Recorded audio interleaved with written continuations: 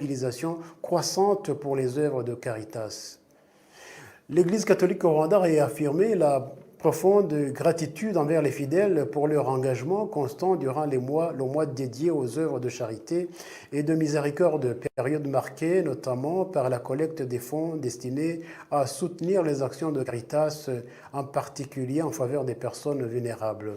Cette déclaration a été faite ce lundi à l'occasion de l'ouverture de la 29e Assemblée générale de Caritas Rwanda organisée dans l'archidiocèse de Kigali.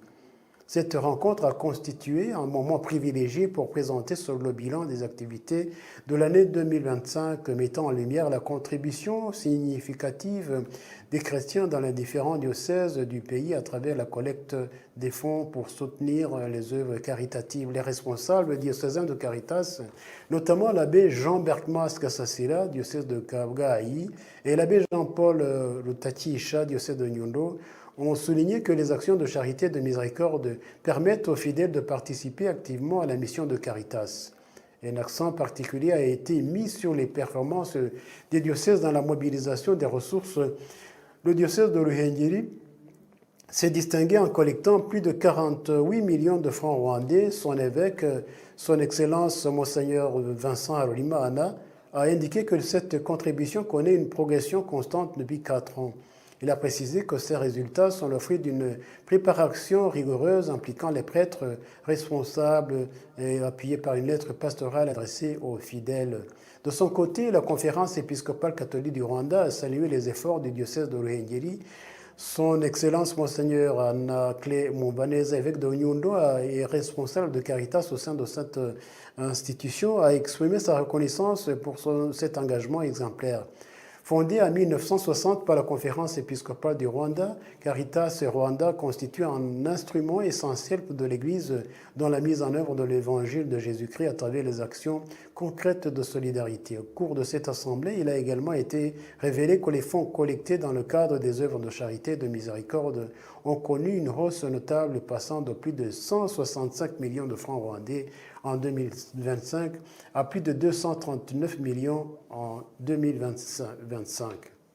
Merci beaucoup. Notre commission épiscopale justice et paix se construit de plus en plus.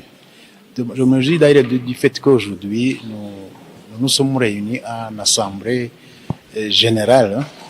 C'est la deuxième. La première assemblée générale, il y a eu l'année passée.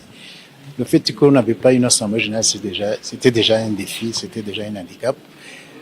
Nous, je sais que maintenant, la commission de TCP prend de plus en plus de force. Nous avons un personnel plus ou moins stable, efficace au niveau national, mais aussi au niveau des commissions diocésaines. Là aussi, nous avons un personnel. Nous avons des activités qui se réalisent là-bas. Là aussi, nous nous réjouissons. Et puis, nous sommes en train de demander à la Rwanda Governance Board de nous reconnaître selon les nouveaux statuts des associations, des organisations non gouvernementales. Les démarches sont en bonne voie. Bientôt, nous aurons le certificat. Ça aussi, ça va nous donner de la force de continuer.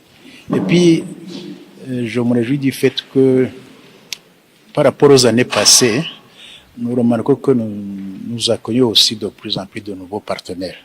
C'est-à-dire qu'ils comprennent la raison d'être de notre commission épiscopale justice et paix et ils viennent collaborer avec nous. Ça, c'est une bonne chose pour nous.